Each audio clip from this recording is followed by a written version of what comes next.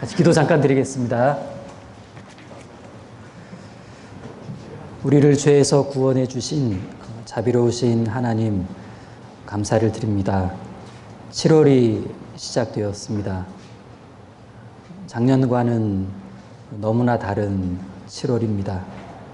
학예 수양의 여름 성경학교가 마음껏 열리는 그 첫 달인데 이제 며칠 후 1차 학예 수양회가 진행되고 또 우리 아이들도 수양관으로 몰려옵니다.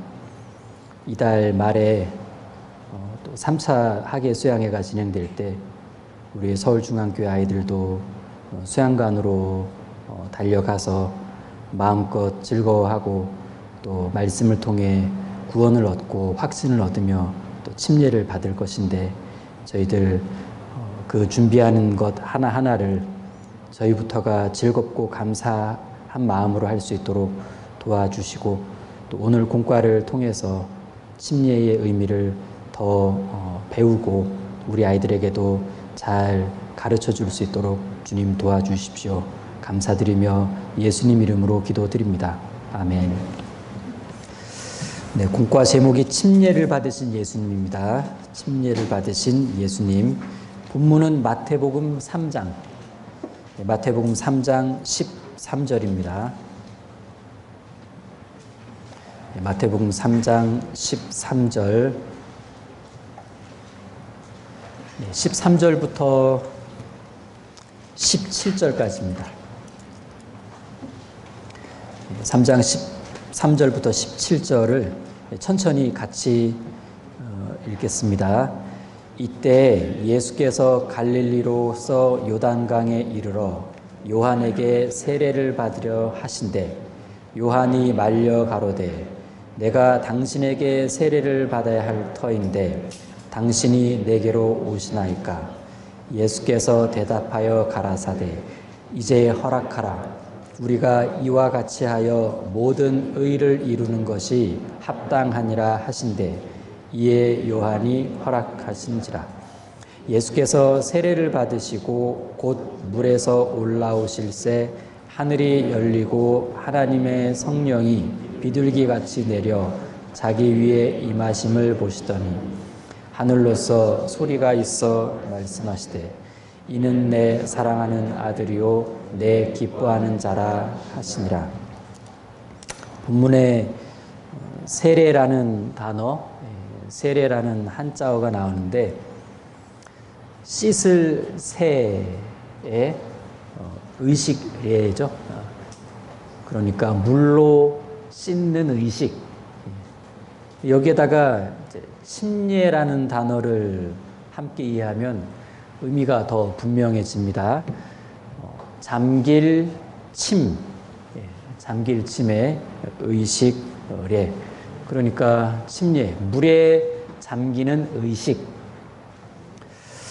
그래서 그 자칫 씻는다라는 의미의 세례를 강조하게 되면 마치 세례를 통해 죄가 씻겨주는 줄로 오해할 수도 있어요. 실제 그렇게 오해하고 있는 사람들도 있고. 하지만 잠긴다라는 그 의미의 침례를 강조하게 되면 물속에 잠겼다가 나오는 거니까 확 들어갔다가 나오는 거니까 죽었다가 다시 살아나는 것, 즉 죽음과 부활의 의미를 선명하게 보여줄 수가 있습니다. 그러고 보면 성경에서 말씀하는 세례는 정확히는 침례인 거죠. 침례. 그래서 우리는 침례라는 단어를 주로 사용합니다. 어느 때까지는 세례를 받으신 예수님이라는 공과 제목으로 이렇게 머릿도로 나갔었는데 언젠가부터 좀 고쳐서 침례를 받으신 예수님 이렇게 공과 제목이 되어 있습니다. 아이들이 물어볼 거예요. 성경에는 세례라고 되어 있는데 왜 머릿도는 왜 침례예요? 이런 이유 때문이란다. 쭉 설명을 해 주셔야 되겠죠?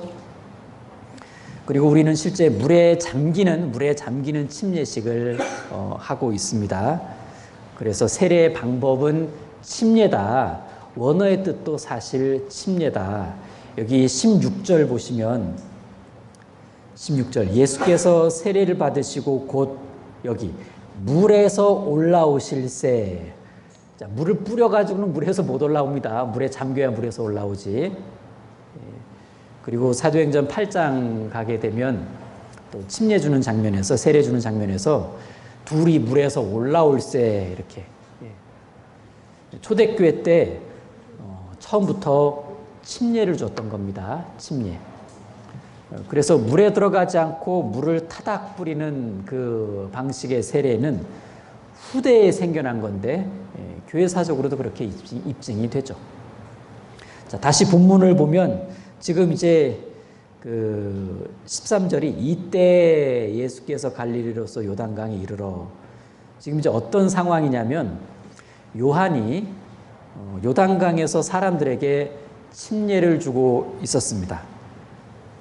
한참 주고 있는데 저쪽에서 예수님이 자기한테 이렇게 오고 있는 거예요.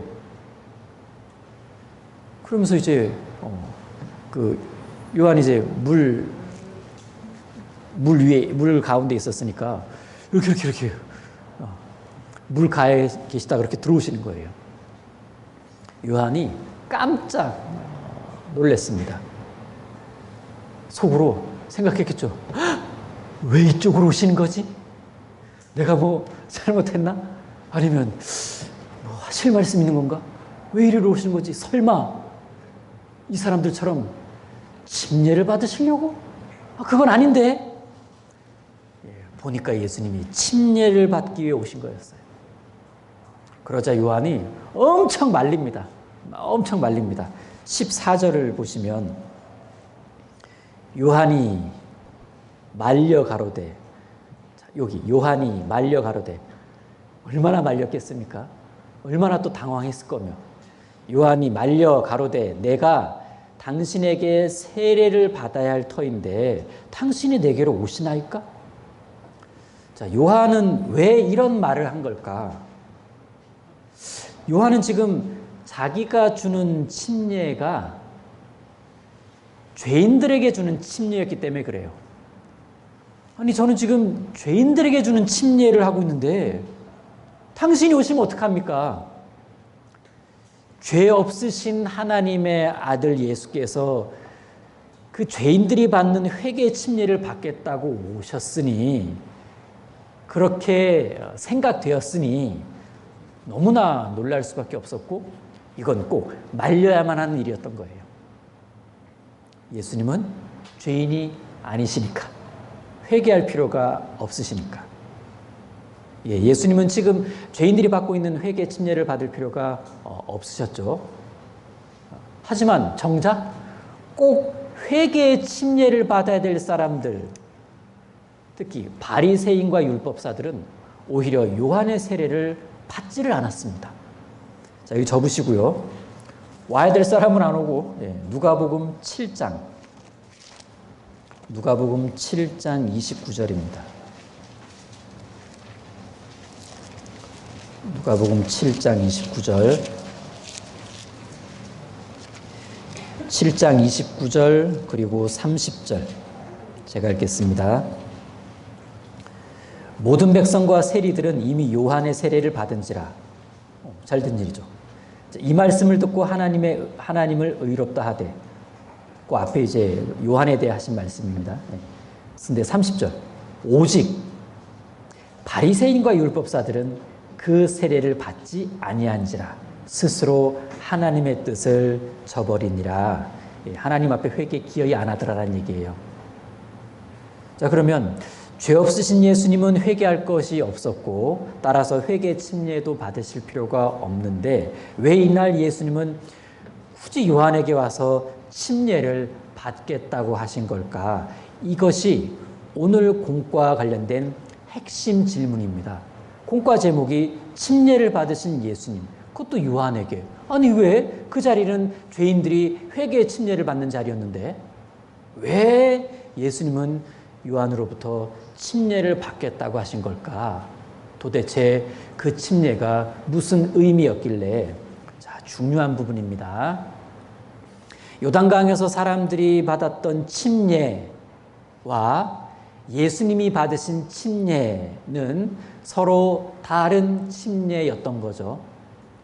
다른 침례.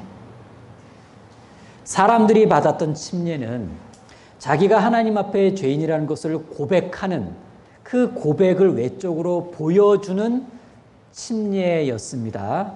하지만 예수님이 받으신 침례는 내가 앞으로, 예수님이 앞으로 예수님 자신이 십자가에서 죽으시고 다시 살아나게 될 거라는 것을 미리 보여주는 침례였습니다. 의도가 달랐던 거예요. 자, 이렇게 예수님이 죽으시고 부활하시는 것, 그걸 보여주려고 받으신 침례, 예수님이 죽으시고 부활하신 것, 이게 하나님의 뜻이었던 거죠. 그래서 예수님은 말리는 요한한테 이게 하나님의 뜻이다라고 이렇게 말씀합니다. 자, 다시 본문 돌아가면 마태복음 3장 15절. 예수께서 대답하여 가라사대 이제 허락하라. 왜? 우리가 이와 같이 하여 모든 의를 이루는 것이 합당하니라 하신대. 이에 요한이 허락하는지라. 여기 가운데 모든 의를 이룬다. 모든 의를 이룬다는 것은 하나님의 모든 뜻을 이룬다라는 건데, 하나님의 뜻은 예수님의 죽으심과 부활이었어요. 자, 이쯤에서 침례라는 것을 하는 그 이유를 공통적으로 대략적으로 알 수가 있는데, 자, 요단강에 나온 사람들이 침례를 받은 건 자기가 하나님 앞에 죄인이라는 걸 고백하는 그것을 사람들에게 보여주는 거라 그랬죠. 보여주는 거라 그랬습니다. 굴 속에 들어가서 물 담근 게 아닙니다. 그리고 예수님이 침례를 받으신 것은 앞으로 자신이 십자가에서 죽고 부활하실 것을 많은 사람들에게 보여주는 것이었습니다. 밤에 몰래 은밀하게 요한 불러서 야, 침례 주라 이렇게 말씀하신 게 아니었다라는 얘기예요. 아, 이처럼 침례라는 의식은 그 특징이 보여준다는 데 있습니다. 보여준다는 데. 자, 보여준다는 데 있다고 하니까 이것이 일종의 선포일 수도 있죠. 홍보일 수도 있고. 특별히 예수님은 침례라는 것을 통해서, 이때 받으신 침례를 통해서 앞으로 예수님 자신이 하실 일을 많은 사람 앞에서 미리 보여준 겁니다. 물속에 들어가신 것은 십자가에서 죽으실 것을 미리 보여준 거고, 물에서 올라오신 것은 부활하실 것을 미리 보여준 겁니다. 그러니까 회개의 침례를 받았던 사람들은 하나님 앞에 이제 구원받을 마음의 준비가 된 거예요. 그리고 하실 일을 미리 보여주신 예수님의 이 받으신 침례는 이제 예수님께서 하나님 앞에 죄인을 구원하는 일을 본격적으로 하실 준비가 된 것이기도 하죠. 준비됐습니다 하고 보여준 겁니다. 회개의 침례를 받은 사람들은 저 이제 죄인임을 고백하고 이제는 구원받을 준비가 됐습니다. 보여준 것임과 동시에 준비가 되었다는 것을 알린 것이기도 해요. 그런 면에서 예수님의 침례는 드디어 예수님의 공생애가 시작되었다는 것을 온 세상에 알린 것이기도 하죠. 일종의 선포며 동시에 증표입니다. 말이 아닌 행동으로. 침례는 그런 거죠. 말 많이 하면서 침례 받은 거 보셨어요? 침례는 말이 아니고 그동안의 어떤 자기 마음, 자기 믿음, 이걸 총체적으로 행동으로 딱 이렇게 보여주는 겁니다. 선포이자 내가 이렇게 했습니다라는 증표이기도 하죠. 자, 물로 세례, 침례를 받으신 예수님은 이제 내가 진짜 받을 세례가 남아있다. 이렇게 말씀하셨습니다. 자, 다시 누가복음 가서 누가복음 12장입니다. 누가복음 12장 49절. 12장 49절 50절입니다.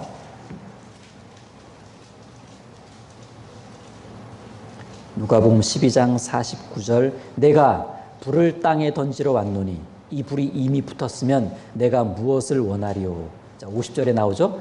나는 받을 세례가 있으니 그 이루기까지 나의 답답함이 어떠하겠느냐. 이 말씀에서의 나는 받을 세례, 이 세례는 틀림없이 예수님이 십자가에서 죽으시고 부활하실 것을 가리킵니다.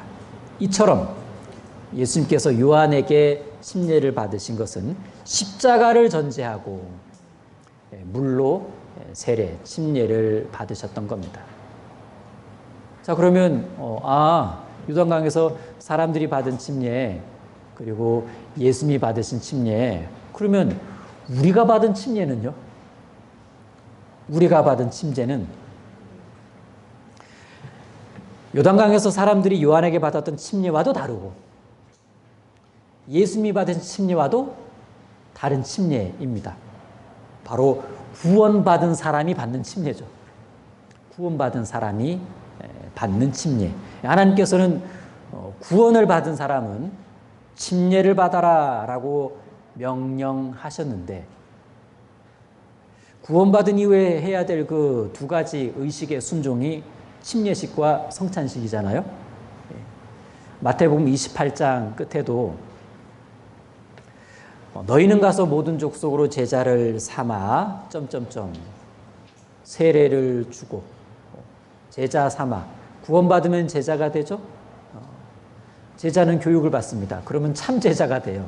그런데 구원을 받으면 세례를 주라라고 말씀하셨습니다. 명령이에요. 그러면 구원받은 사람이 받는 침례는 어떤 의미가 있을까? 크게 네 가지를 설명해 볼 수가 있습니다. 일단 첫 번째로 자기가 구원받았다는 걸 교회와 성도들 앞에서 고백하는 겁니다. 그게 침례의 첫 번째 의미일 겁니다. 저 구원받았어요. 보세요. 제가 말이 아닌 오늘 몸으로 간증하겠습니다. 이게 이제 침례입니다. 자, 이와 이어지는 두 번째 침례의 의미는 저 구원 받았거든요. 제가 한번 몸으로 간증해 볼게요. 제가 몸으로 간증합니다. 예수님이 십자가에서 죽으실 때 나도 죽었습니다. 예수님이 부활하실 때 나도 이제 새롭게 태어났습니다. 자, 물속에 내려갑니다. 그리스도와 함께 장사되었고, 자, 올라옵니다. 저도 주님 부활하실 때 새 생명을 얻었습니다. 저 오늘 간증한 거예요. 몸으로. 자, 골로새서 2장 보시겠습니다. 골로새서 2장 12절.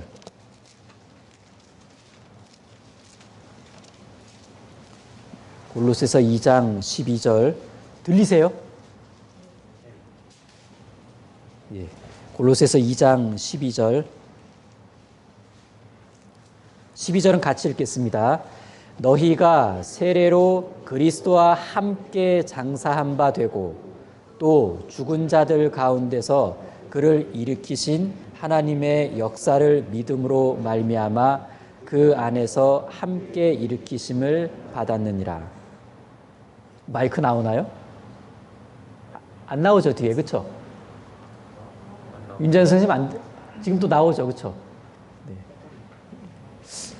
너무 그냥 가죠. 예. 자, 여기 12절 보시면 너희가 세례로 그리스도와 여기 함께 장사 함께 일으키심. 여기입니다. 그러니까 그 침례의 어떤 두 번째 의미라고 한다면 예수님께서 십자가에 죽으실 때 나도 장사, 나도 죽은 거고 예수님께서 부활하셨을 때 나도 함께 일으키심, 나도 새롭게 태어난 거다라는 고백을 보여주는 겁니다. 그 고백을 몸으로 간증을 하는 거죠.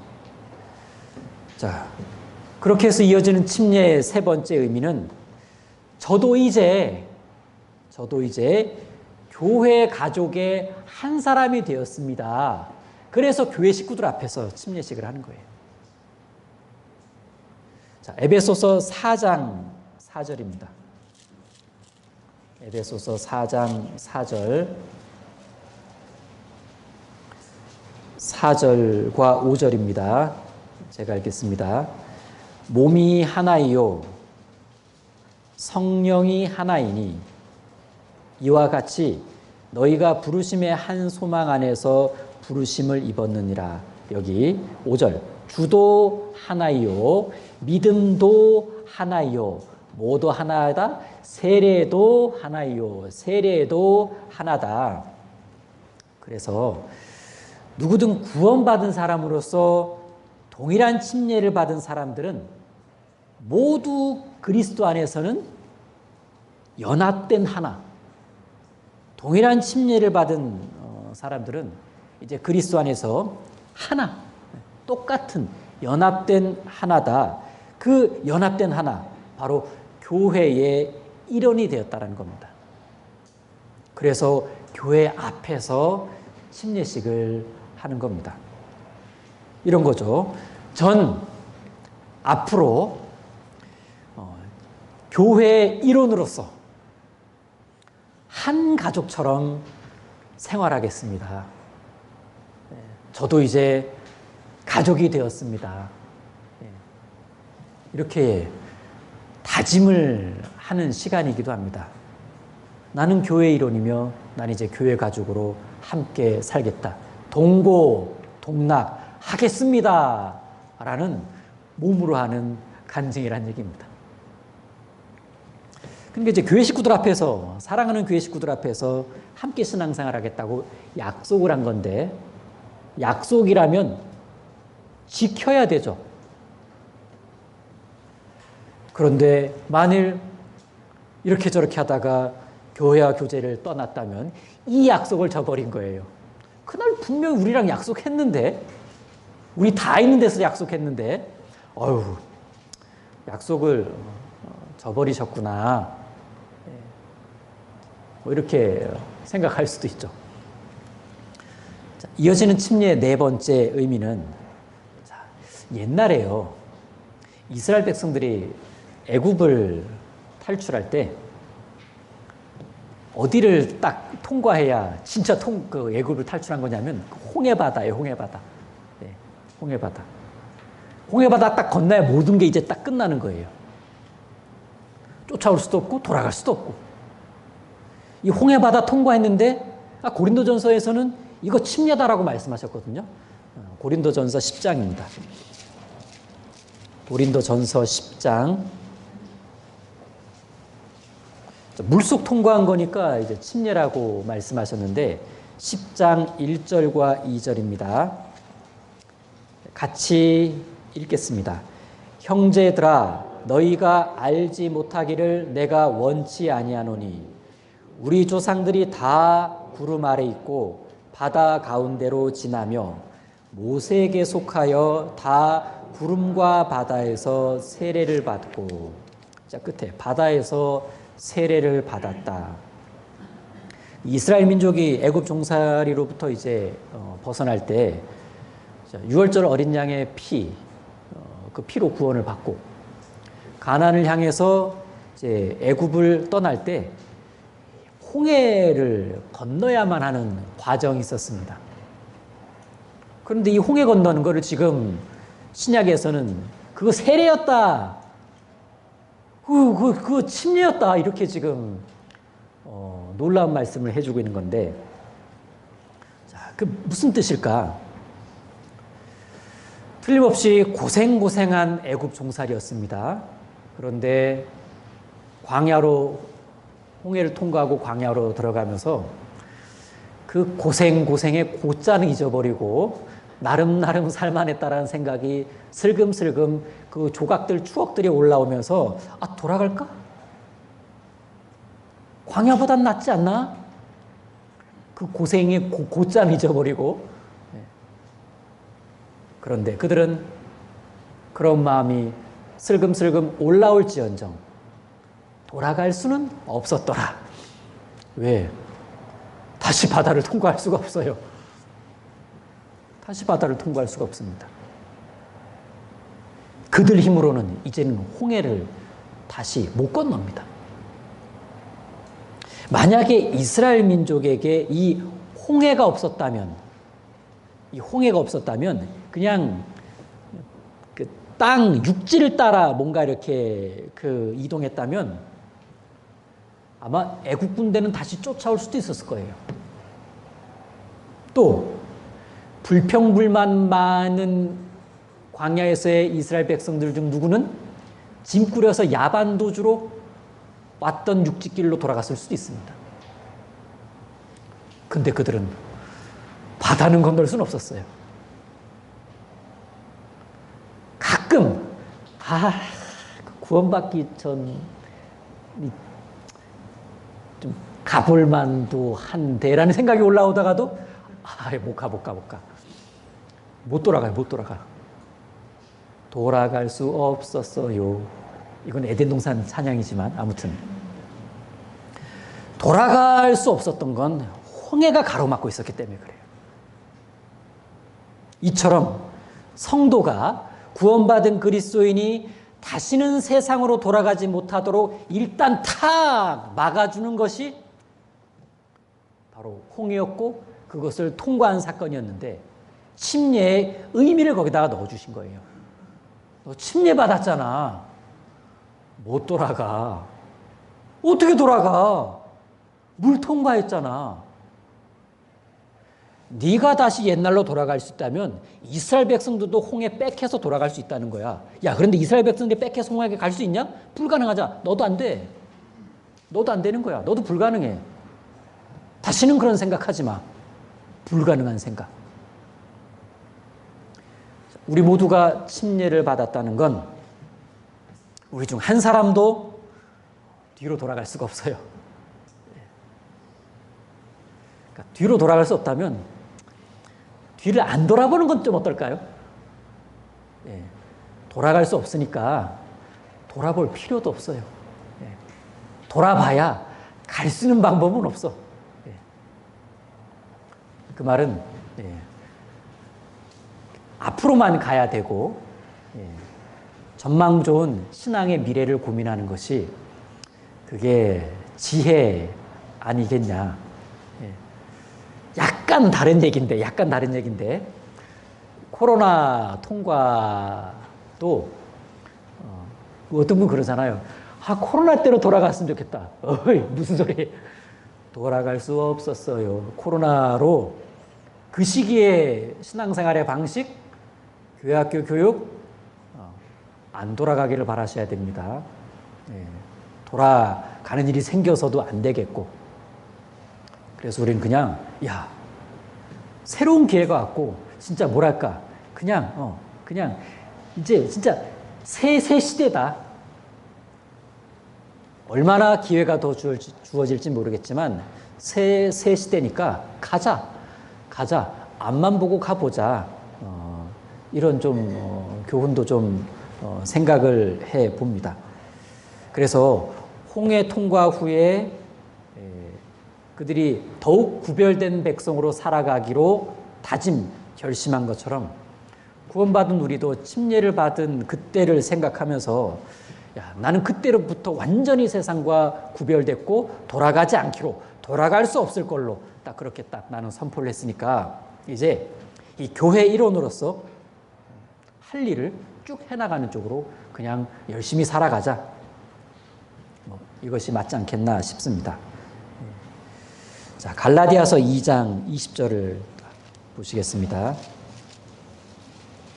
갈라디아서 2장 20절에 어디에 이번에 초점을 맞춰보냐면 이제라는 단어에만 한번 중점을 두고 읽어보도록 하겠습니다. 침례에는 이제는 이제 이런 의미가 들어있으니까 이제는 이렇게 살 겁니다. 자, 2장 20절 같이 읽겠습니다. 내가 그리스도와 함께 십자가에 못 박혔나니 그런즉 이제는 내가 산 것이 아니요 오직 내 안에 그리스도께서 사신 것이라.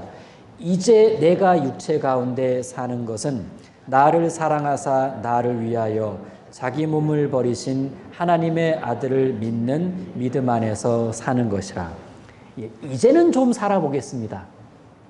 이제는 좀 이제야 비로소 좀 정말 참된 인생을 살아갈 수 있을 것 같습니다. 구원을 받았으니까. 그리고 그렇게 이제는 살아보겠다라는 간증이 일종의 침례다라고 말할 수 있고,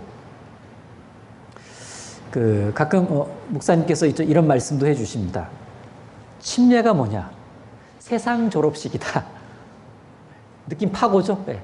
세상 졸업식이다. 졸업했다는 건 끝났다라는 얘기입니다. 안 돌아간다는 뜻이에요. 이제 다음 코스로 간다는 얘기입니다. 다음 단계. 한편 이 침례는 사탄 앞에서의 당당한 선포일 수 있습니다. 자, 너 지금 봐.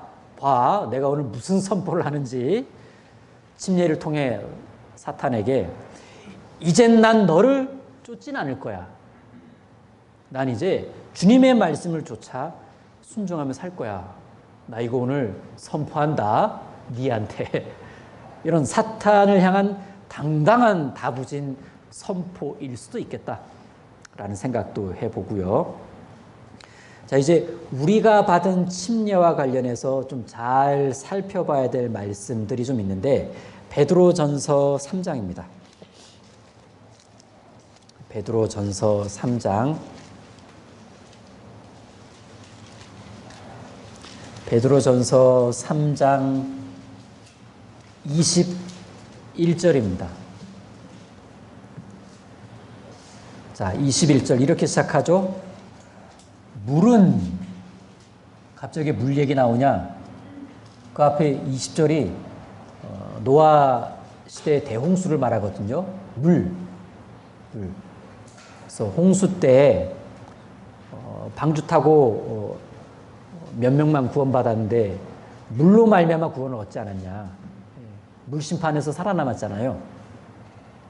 그런데 21절에는 그런데 물은 이제 이렇게 한 겁니다. 이제 물은 예수 그리스도의 부활하심으로 말미암아 이제 너희를 구원하는 표니. 이때 이 표를 잘못 이해하는 사람들이 있다는 얘기입니다. 이제 너희를 구원하는 무슨 티켓이니. 티켓표가 아니고 예표표예요. 예표 모형표. 모형의 예표의 그 표를 말하는 거지. 너희를 구원하는 티켓표니 이건 아니란 얘기예요. 티켓표로 이해하게 되면 이렇게 오해하잖아요. 당신 구원 받았어요? 받았죠. 어떻게 해요? 저 침례 받았거든요. 저 세례 받았거든요. 성경에도 세례가 구원 티켓이라고 나왔는데요.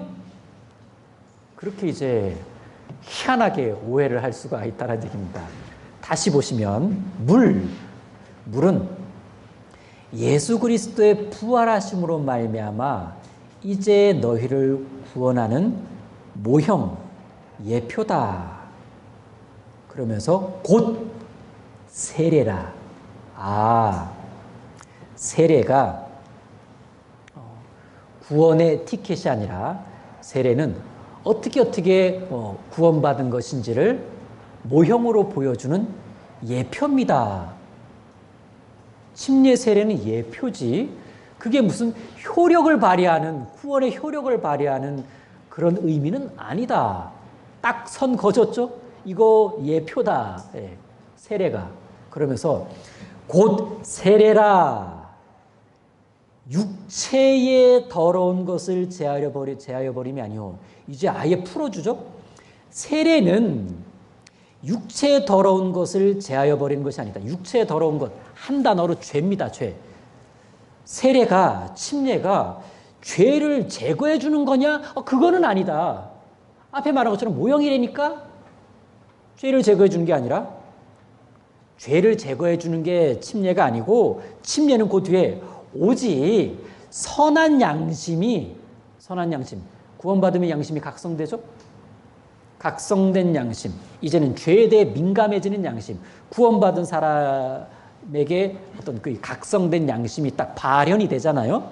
자, 오직 선한 양심이, 구원받아서 이루어지는 그 각성된 양심이 하나님을 향하여 찾아가는 것이라. 여기 찾아가는 것, 뭐라고 써주시면 딱 맞냐면 서약. 여기 찾아가는 것, 본래 의미가 서약이에요. 서약. 침례는 그것 자체가 죄를 제거해버리는 효력이 있는 것이 아니라, 침례를 받았다는 건 서약이다. 무슨 서약? 전 이제 이 각성된 양심으로 하나님을 향해 나아가겠습니다. 라는 약속, 서약, 교회와 성도 앞에서의 어떤 간증. 우리 간증도 어떤 의미에서는 서약이죠? 여러분, 저 이제 이렇게 살라고요. 성도가 교회 앞에서 했죠? 약속한 겁니다. 일종의 서약. 그래서 여기 나와 있네. 세례, 침례가 교회와 성도들 앞에서 내가 하나님 앞에 이제 어떻게 살아가겠노라라는 서약의 의미를 갖고 있다는 뜻입니다. 그런데 한편에서는 전도 집회 때 이 말씀을 우린 이렇게도 인용하면서 배웁니다. 여기에 육체의 더러운 것을 제하여 버림이 아니요.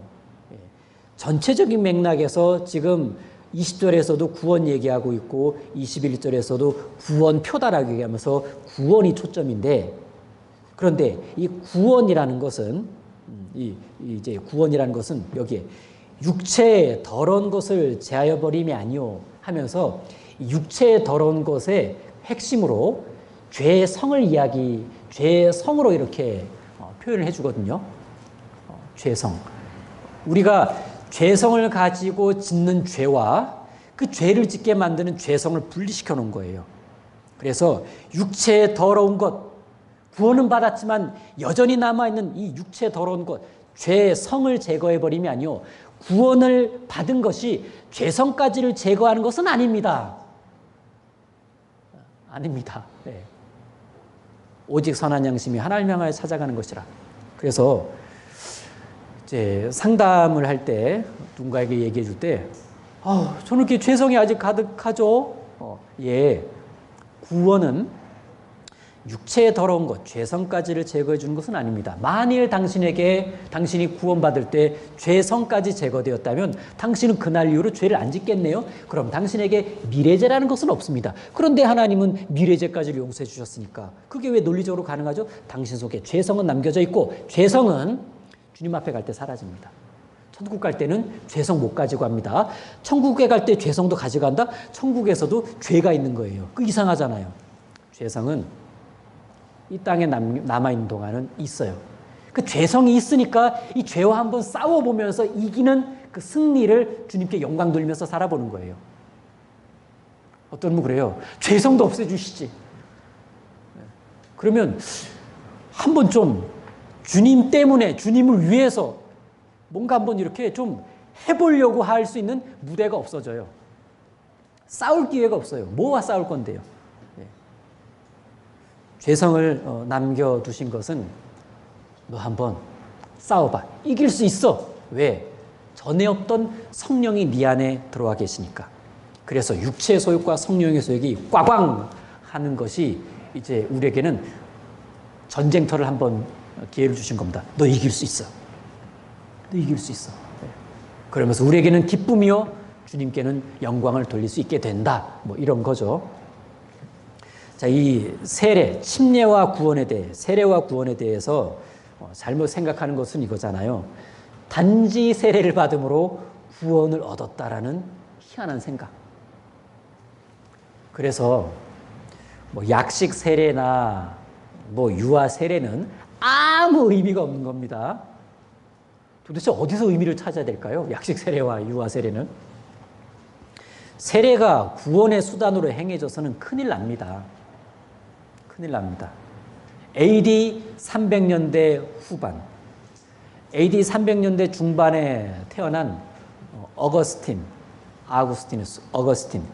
유명한 신학자잖아요.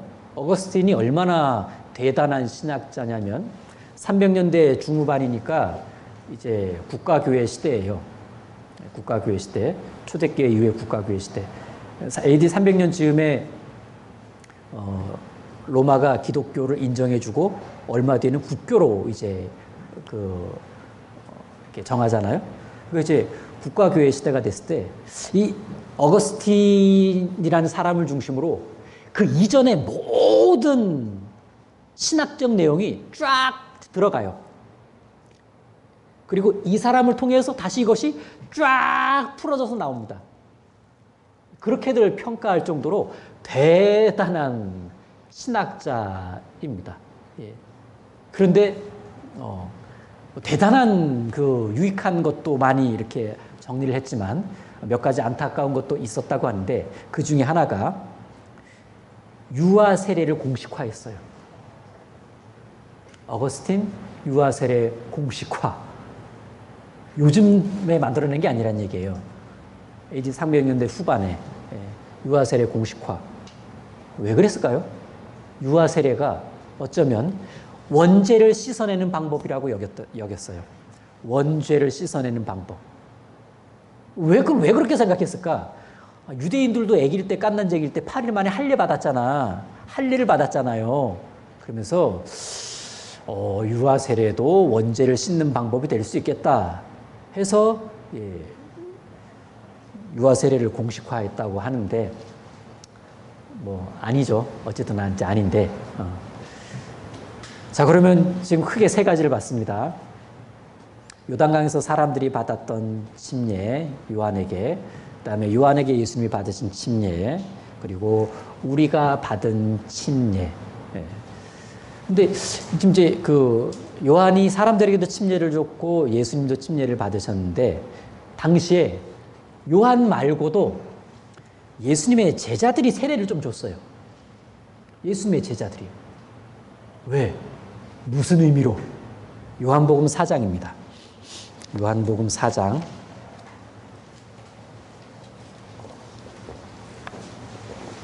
요한복음 4장 1절입니다. 요한복음 4장 1절과 2절 제가 읽겠습니다. 예수의 제자를 삼고 세례를 주는 것이 요한보다 많다 하는 말을 바리새인들이 들은 줄을 주께서 아신지라. 2절. 예수께서 친히 세례를 주신 것이 아니요 제자들이 준 것이라. 이처럼 예수님 공생의 당시에 예수님의 제자들도 사람들에게 세례를, 침례를 주었는데 요한의 세례와는 다른 세례였어요. 예수님께서 제자들에게 세례 주는 것을 허용하신 이유가 뭘까? 너희들도 세례 줘도 된다. 왜 허용하셨을까? 그건 예수님을 구세주로 받아들인 사람에게 세례를 주게 허락하신 거예요. 예수님을 구주로 믿는 사람들에게 세례 주는 것을 허락하신 겁니다. 왜? 곧 예수님이 십자가에서 죽어주실 거니까. 사람들은 장차 십자가에서 죽으실 예수 그리스도를 전제하고 예수님의 제자들에게 세례를 받았던 겁니다. 자, 그런 면에서는 신약시대 거듭난 그리스도인들이 받은 세례와 이제 동일한 의미죠. 예수 죽으시기 전에 받았냐, 죽으신 이후에 받았냐. 결국 죽으심 때문에 죄용서 사건 요거 때문에 이제 받은 침례라는 면에서는 똑같은 겁니다. 같은 의미를 이제 갖고 있다라고 볼 수가 있습니다. 자, 다시 처음 본문으로 돌아갑니다. 마태복음 3장. 마태복음 3장 다시 돌아가서요. 예수님이 침례를 받고 나서 생긴 일이 나오잖아요. 3장 16절입니다. 자, 3장 16절 같이 읽겠습니다. 예수께서 세례를 받으시고 곧 물에서 올라오실새 하늘이 열리고 하나님의 성령이 비둘기같이 내려 자기 위에 임하심을 보시더니.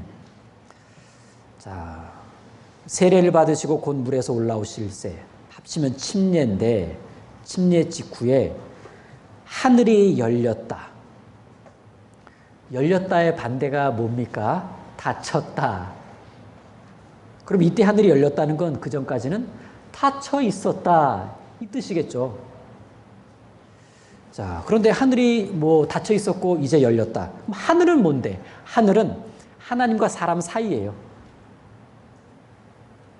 하늘 위에 하나님과 하늘 아래의 사람.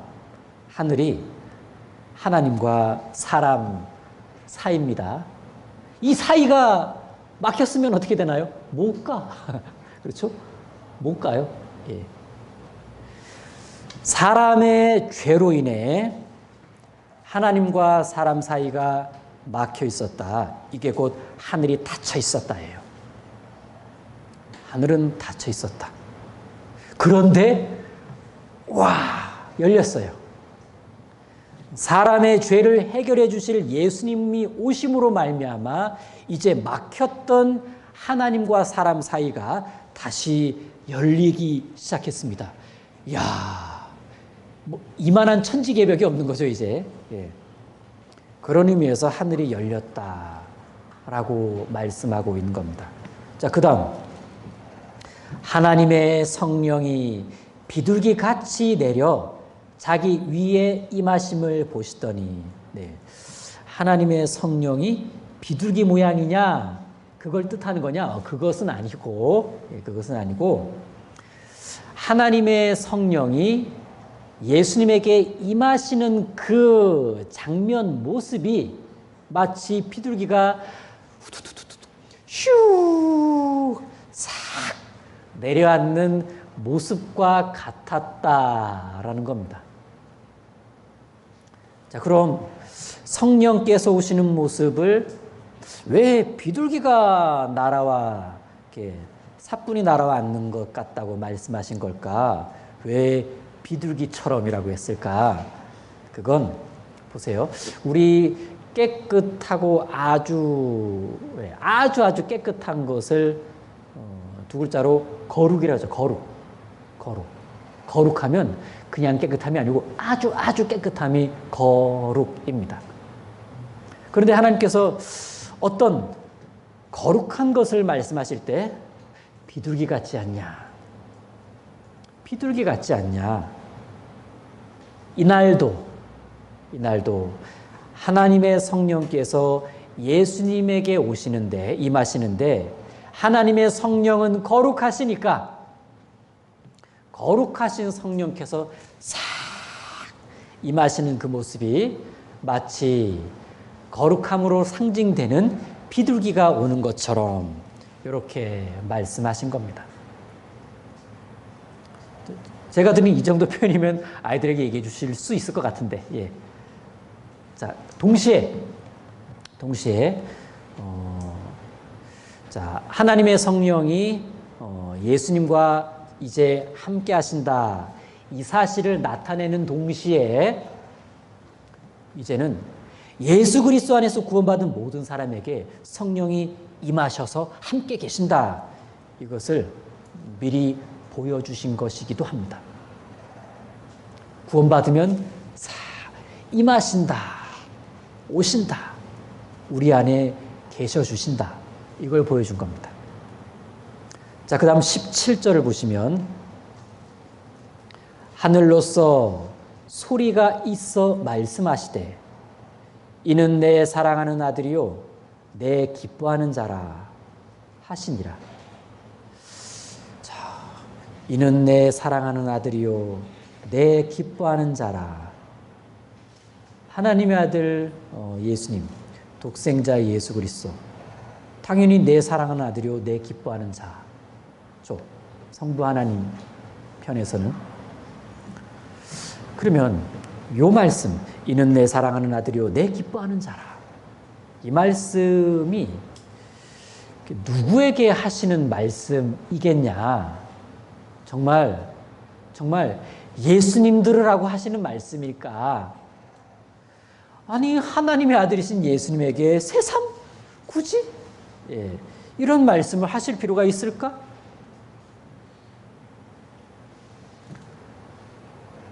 그럴 필요는 없어요. 왜? 원래 당연하니까. 그러면 왜 그 당연스러운 말씀을 여기서 이렇게 중요하게 탁 강조하시면서 하늘로서 소리가 있었는데 이는 내 사랑하는 아들이요 내 기뻐하는 자라. 도대체 누구에게 누구 보고 들으라고 해주신 말씀이냐? 결국은 구원받은 사람에게 주시는 말씀입니다. 구원받은 사람에게. 구원받을 때 하나님의 사랑하는 아들이 됩니다. 이는 내 사랑하는 아들이요. 그리고 그리스도인답게 살 때 하나님께서 기뻐하시는 자녀가 됩니다. 이는 내 사랑하는 아들이요 내 기뻐하는 자라.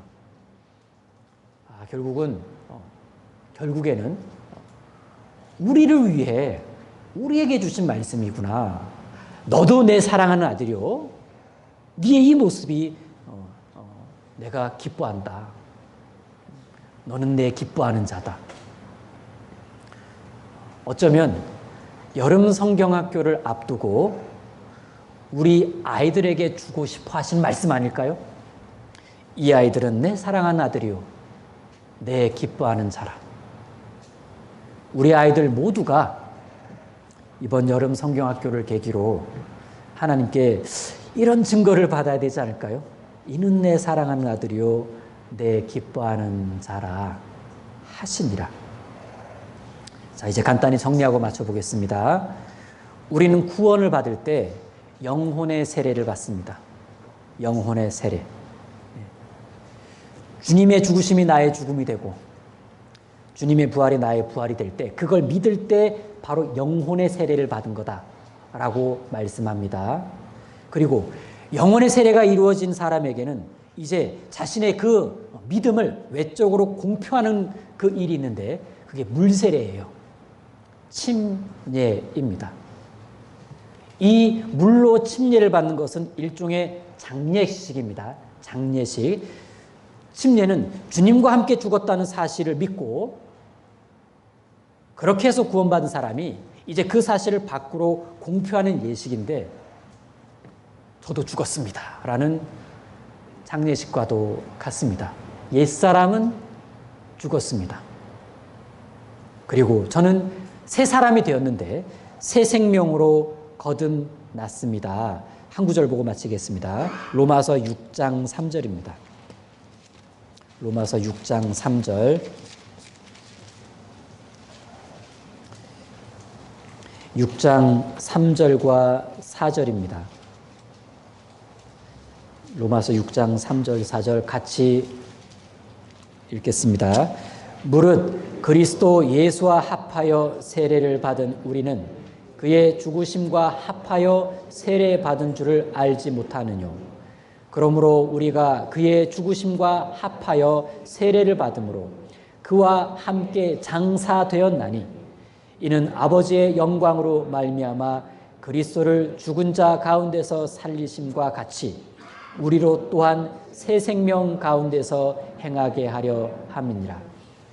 여기 그와 함께 장사되었다라고 말씀하고 있고 살리심과 같이 우리로 또한 새 생명 가운데서 행하게 하라 하심이라. 새 생명으로 거듭났고 이제는 새 생명을 얻은 사람답게 앞으로는 나 자신을 위해 사는 게 아니라 새 생명을 주신 주님을 위해 살겠다라는 그 신앙의 고백이 그게 침례입니다. 진정한 의미의 침례죠. 그런 침례식이 이번 여름 성경학교에서 아름답게 진행될 수 있도록 좀 잘 교육을 부탁드립니다. 기도하겠습니다. 하나님 감사합니다. 오늘 침례를 받으신 예수님 공과를 같이 상고해보는 시간 갖게 해주셔서 감사드립니다. 우리가 침례를 받을 때가 참 생생하고 그때 밖으로 속으로 흘렸던 눈물도 기억합니다. 그리고 주님을 위해 살겠다라는 그 고백도 진심이었고 지금도 그 마음 변치 않고 하루하루를 열심히 살아가고자 노력을 합니다. 연약한 저희들에게 이번 여름 성경학교 학예 수양회 때 그 아름다운 침례식을 보면서 다시 우리의 하나님 앞에서의 서약을 일깨워 주시기를 부탁을 드립니다. 그리고 그때의 침례를 기억하면서 미리 볼 침례를 기억하면서 앞으로 여름 성경학교 준비에 더욱 힘을 낼 수 있도록 도와주십시오. 감사드리며 예수님 이름으로 기도드립니다. 아멘.